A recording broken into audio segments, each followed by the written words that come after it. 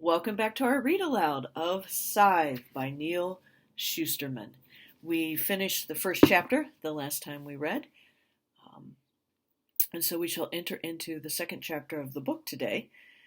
Remember that each chapter starts with a journal entry from a particular Scythe gleaning journal. They are expected to keep journals as they go about their gleanings during their career. And so chapter 2 will start with a journal entry from the gleaning journal of the Scythe, H.S. Curie. It is the most difficult thing a person can be asked to do, and knowing that it is for the greater good doesn't make it any easier. People used to die naturally. Old age used to be a terminal affliction, not just a temporary state. There were invisible killers called disease that broke the body down. Aging couldn't be reversed.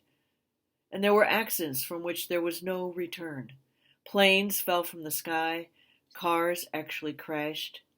There was pain, misery, despair. It's hard for most of us to imagine a world so unsafe, with dangers lurking and everywhere, unseen, unplanned, around every corner. All of that is behind us now. And yet a simple truth remains. People have to die. It's not as if we can go somewhere else. The disasters on the Moon and Mars colonies have proved that. We have one very limited world, and although death has been defeated as completely as polio, people still must die. The ending of human life used to be in the hands of nature, but we stole it. Now we have a monopoly on death. We are in its grasp. We are its sole distributor.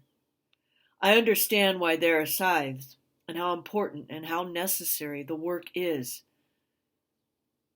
But I often wonder why I had to be chosen. And if there is some eternal world after this one, what fate awaits a taker of lives? From the Gleaning Journal of H.S. Curie. Chapter 2. Chapter 2 is entitled 0.303%.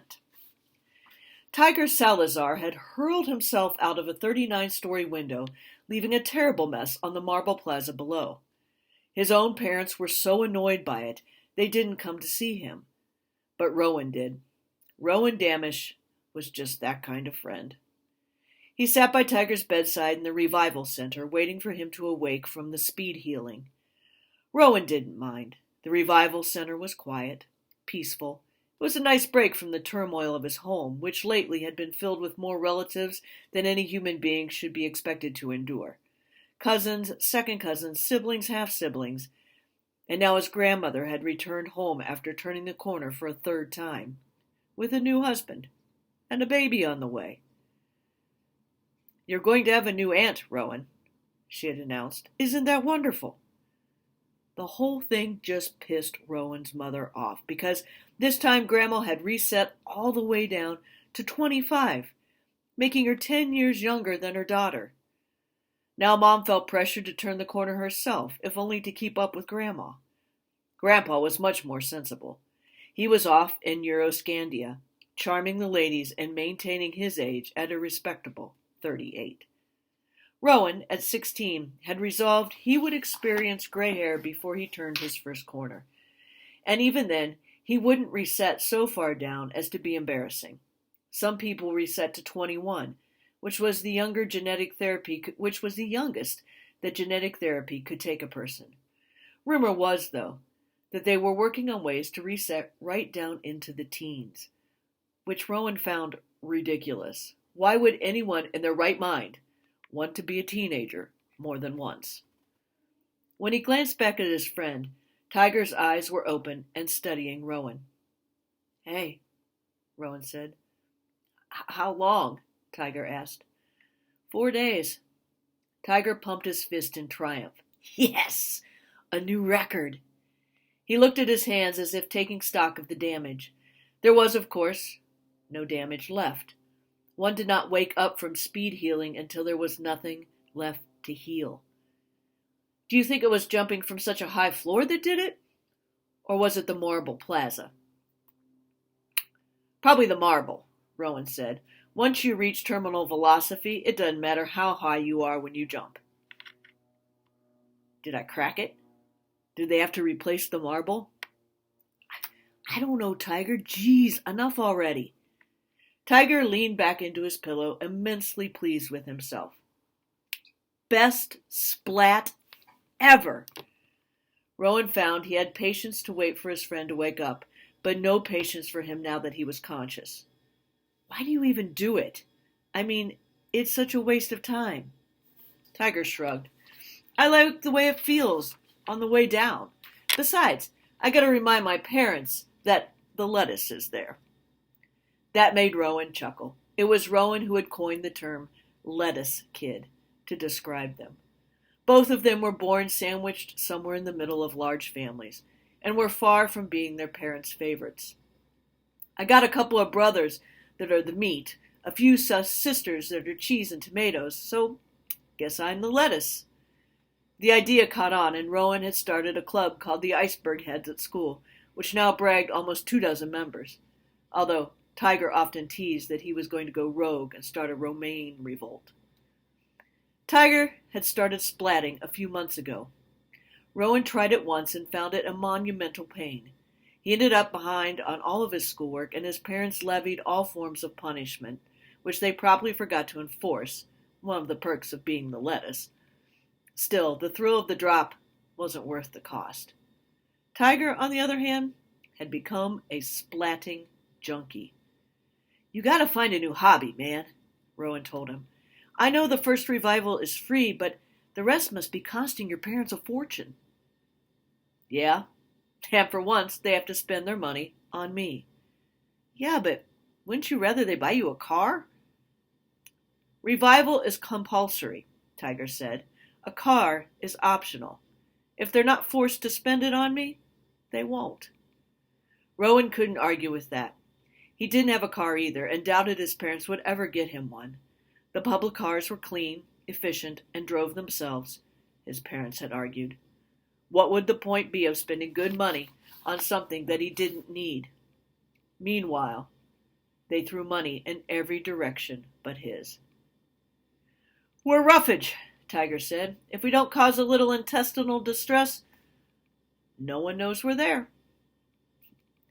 The following morning, Rowan came face to face with a scythe. It wasn't unheard of to see a scythe in the neighborhood. You couldn't help but run into one once in a while, but they didn't often show up in a high school. The encounter was Rowan's fault. Punctuality was not his strong point, especially now that he was expected to escort his younger siblings and half-siblings to their school before hopping onto a public car and hurrying to his high school. He had just arrived and was heading to the attendant's window when the scythe came around a corner, his spotless ivory robe flaring behind him. Once, when hiking with his family, Rowan had gone off on his own and encountered a mountain lion. The tight feeling in his chest now, as well as the weak feeling in his loins, had been exactly the same. Fight or flight, his biology said. But Rowan had done neither. Back then, he had fought those instincts and calmly raised his arms, as he had been read that you need to do, making himself look larger. It had worked, and the mountain lion bounded away, saving him a trip to the local revival center. Now, at the sudden prospect of a scythe before him, Rowan had an odd urge to do the same, as if raising his hands above his head could frighten the scythe away. The thought made him involuntarily laugh out loud. The last thing you want to do is laugh at a scythe. Could you direct me to the main office? The man asked. Rowan considered giving him directions and heading the opposite way, but decided that was too cowardly. I'm going there, Rowan said. I'll take you. The man would appreciate helpfulness, and getting on the good side of a scythe couldn't hurt. Rowan led the way, passing other kids in the hall, students who, like him, were late or were just on an errand. They all gawked and tried to disappear into the wall as he and the scythe passed.